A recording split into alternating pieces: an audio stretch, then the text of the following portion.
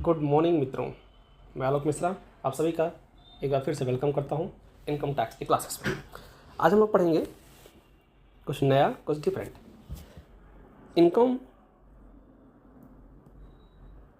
Income which do not from part of total income, वो income जो total income का part नहीं होता है। तो चैप्टर नंबर 3 इनकम टैक्स की आज हम बात करने वाले हैं।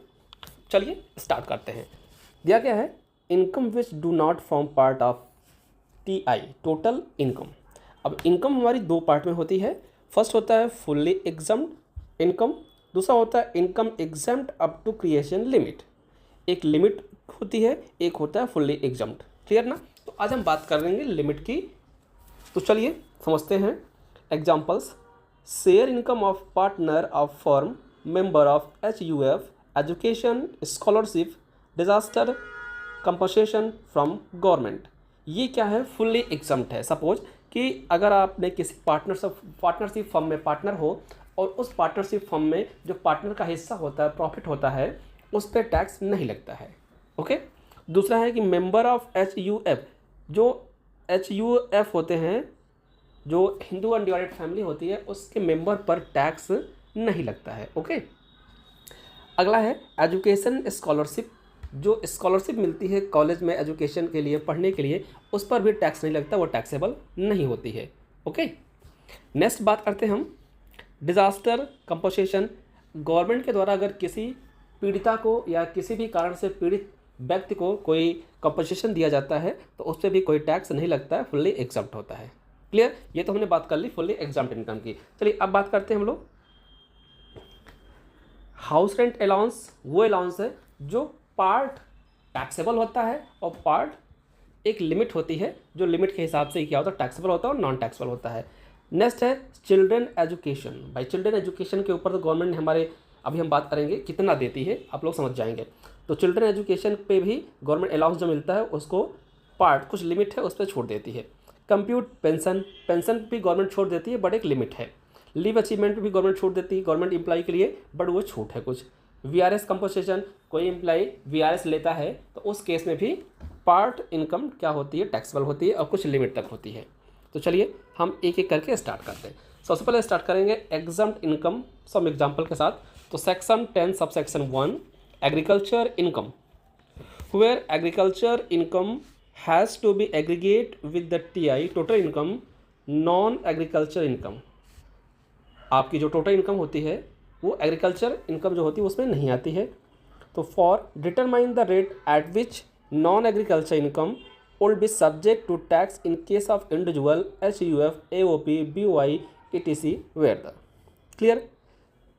एक सेंटेंस में कहा जाएगा कि जो एग्रीकल्चर इनकम होती है वो नॉन एग्रीकल्चर इनकम को छोड़कर बाकी सारे क्या होती है वो एग्जम्प्ट होता है। बट केस क्या है भाई? कह रहा है कि net agriculture income exceed 5000 per annum. Agriculture income 5000 रुपये से ज़्यादा नहीं होना चाहिए। दूसरा, non agriculture income exceed basic exemption limit. Basic exemption limit जो दी गई है 250 की, उससे ऊपर नहीं होनी चाहिए।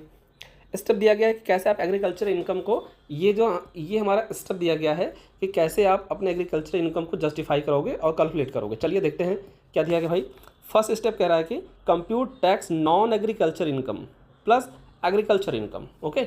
सेकंड कह रहा है कि compute tax on agriculture income plus basic exemption limit. Okay. अगला कह रहा है step 3 tax payable by the SSC equal step 1 minus step 2। Okay. Next 4 क्या कर रहा है? At surcharge deduct rebate under section 87A if applicable.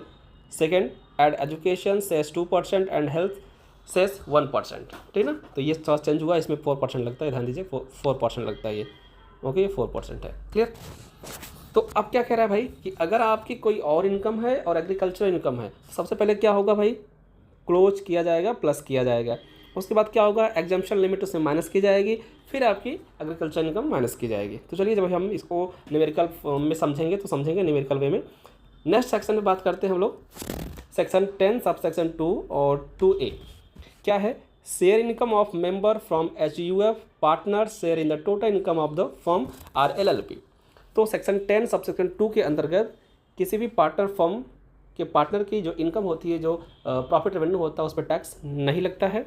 Section 10 BC, compensation receivable from the central government, state government, local authority by an individual is legal here account of any disaster expected to the extent for loss, damage allowed, did any other then।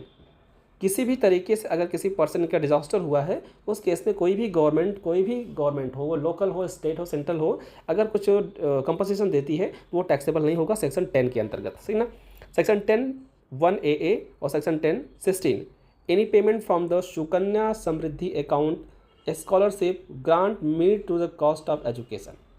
Okay, अगर आप अपनी बेटी के लिए post office में एक scheme होती है सुकन्या समृद्धि योजना के अंतर्गत कोई भी अमाउंट फिक्स डिपॉजिट कराते हैं तो वो पूरी तरीके से 100% एग्जम्प्ट है सेक्शन 10(11)(a) के अंतर्गत। ओके, सेक्शन 10(a) की बात करते हैं।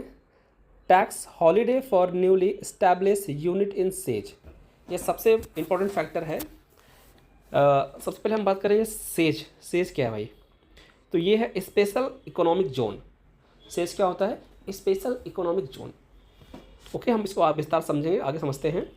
इंगेज एनी मैन्युफैक्चरर और production of articles or things or provision of any service in receipt of its profit derived from the export of such articles or things or export of services including computer software। Okay, किसी भी तरीके की services export import आपका export import नहीं, export किसी भी तरीके की एक्सपोर्ट सर्विसेज आप दे रहे हो, एक्सपोर्ट कर रहे हो अपनी सर्विसेज को, अपने गुड्स को, और आपकी जो इस्टेब्लिश एरिया है वो है इकोनॉमिक स्पेशल जोन में। जैसे अगर हम लखनऊ में हैं तो लखनऊ में जो HCL कंपनी है, स्टेडियम एकाना के पीछे वाली जितनी भी एरिया है वो आपकी स्पेशल इकोनॉमिक जोन में आता है। अगर हम गाज़ियाबाद को ले लें तो नोएडा पूरा स्पेशल इकोनॉमिक जोन में आता है, ठीक ना। तो ऐसे तरीके से ही स्पेशल इकोनॉमिक जोन है जहाँ पे आप अपने कंपनी अपनी फैक्ट्री लगाओगे तो गवर्नमेंट की तरफ से कुछ छूट सब्सिडीज वगैरह प्रोवाइड की जाती है। चलिए देखते हैं क्या है। कह रहा है कि अमाउंट एग्जम्पशन, कितना अमाउंट एग्जम्पशन मिलेगा अगर आप किसी कॉर्पोरेट एरिया में अपनी फैक्ट्री स्टार्ट करते हो और अपनी सर्विस को क्या करते हो, एक्सपोर्ट करते हो। Clear. Profit of unit says, special economic zone की यूनिट जितना भी होगा profit multiply export turnover special economic zone divide by total turnover of unit says का 100% of each profit will be exempt in the first 5 year. तो first 5 year आपका 100% exempt होगा, जो इस रेशियो इस कैलकुलेशन के आधार पर निकल कर आएगा। ओके, नेक्स्ट बात कर रहे हैं। नेक्स्ट बात यह है कि 50% in the next 5 year, in the last 5 year 50% subject to transfer SEZ reinvestment reserve account. Clear.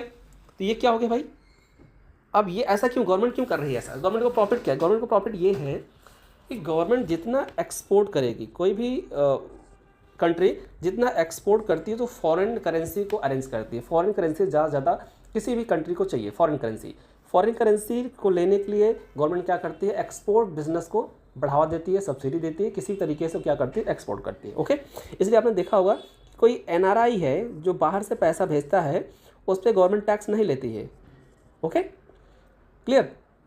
और वही बिजनेस अगर कोई एक्सपोर्ट कर रहा है, एक्सपोर्ट में अपनी सर्विसेज सेल करके वहाँ से पैसा ले रहा है, तब भी उस पर GST नहीं लगता है। ओके, लेकिन अगर आप अपना प्रोडक्ट बेच रहे हो, इंपोर्ट कर रहे हो, मतलब खरीद रहे हो, तो खरीदने से गवर्नमेंट को कोई फ़ायदा नहीं होता, उल्टा आप अपना पैसा दूसरे देश को दे रहे हो।